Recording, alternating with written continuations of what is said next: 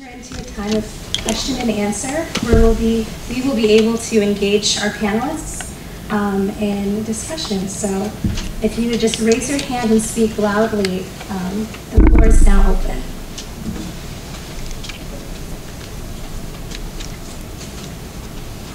At the Institute, we are taught that silence is the sound of people thinking. So while you're thinking, I will offer the first question. So this is generally to all of you. Each of you represent a different discipline, and so thinking about the ways in which each of your disciplines inform the other and create a healthy view of our current age, what do you think each of them, what is their role, I guess, in doing that? How do they inform each other? Do they ever intersect?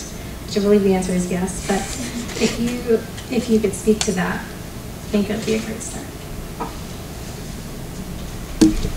Okay. So, this is working.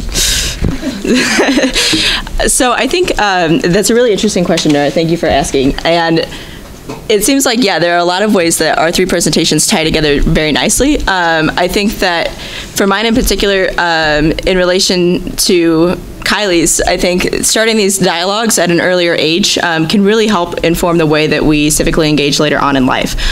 So, you know, in revitalizing that public sphere, like empathy building conversations are important at an early level so that, you know, we don't go through 20 years of life and get to college and realize, oh wait, we don't know how to talk about social issues, and we don't know how to navigate the world around us, and we don't know how to talk about those differences. And so I think that that's a really crucial component. And then in a broad sense, that shapes the history that David's talking about, you know, in the ways that our elections pan out and in the ways that we respond to deep divides and times of crisis. So I guess, yeah, that would be how I kind of see them corresponding with one another.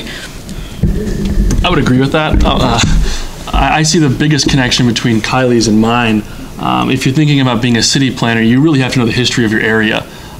Even just here in Valparaiso, our race relations and the history of different civil rights discourse here in town could have a big impact on how city planners want to build a park or how to build a sidewalk or how to have those living room conversations in a somewhat segregated city. And how you go about that is funded and founded in history.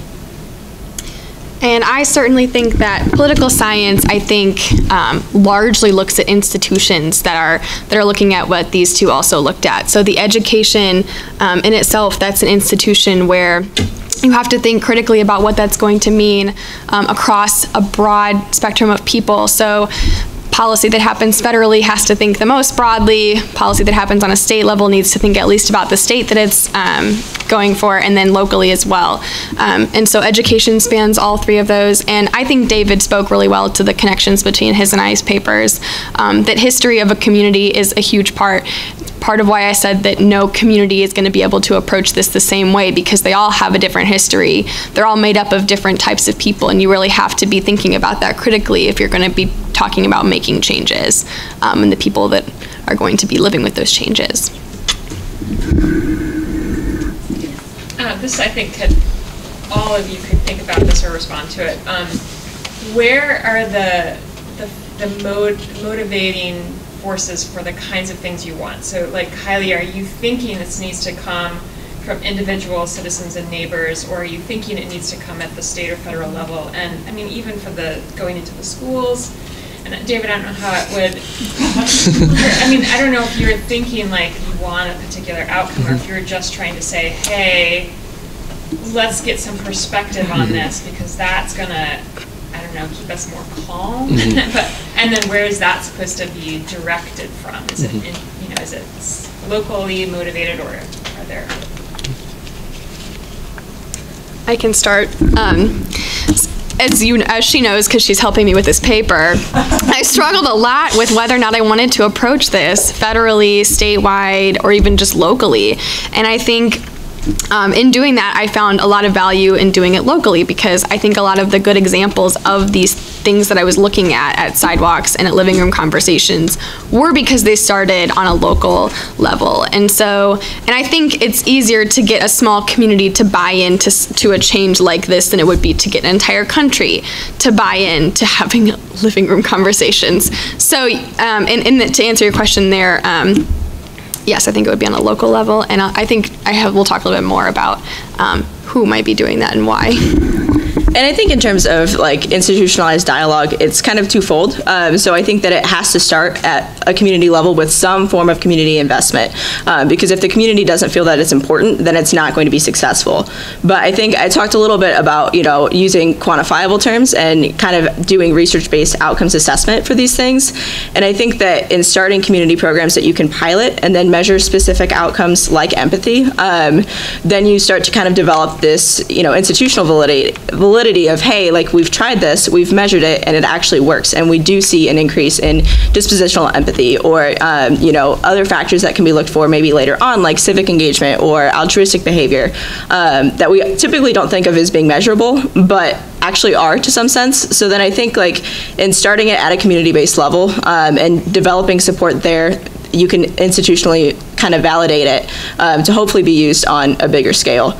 When you say we, Emily, like we can demonstrate that this has outcomes, who's the we? Is it teachers? Is it researchers?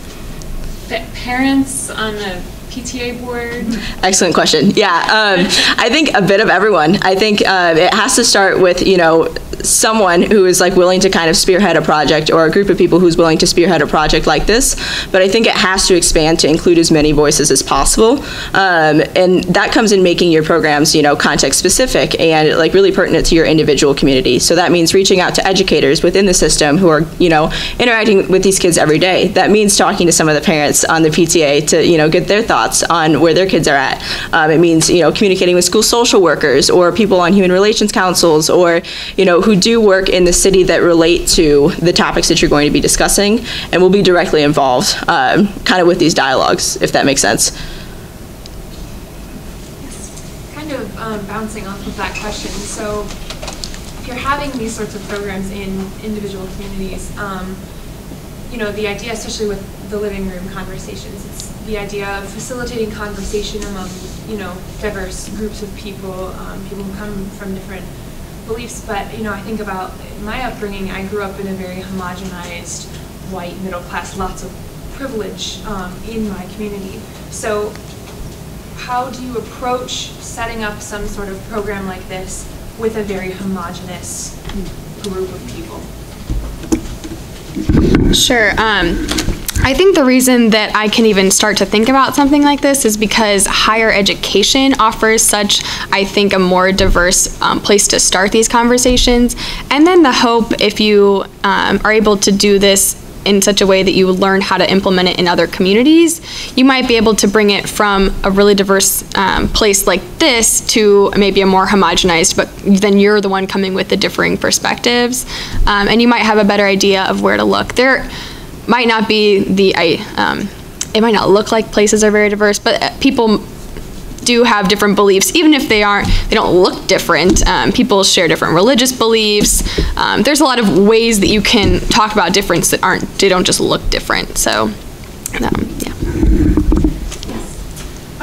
I'm just curious with your research, Kylie, if, you know, the idea of the sidewalk and kind of creating that public sphere where we're going to just bump into each other, and how important that is, especially as we all like our cars.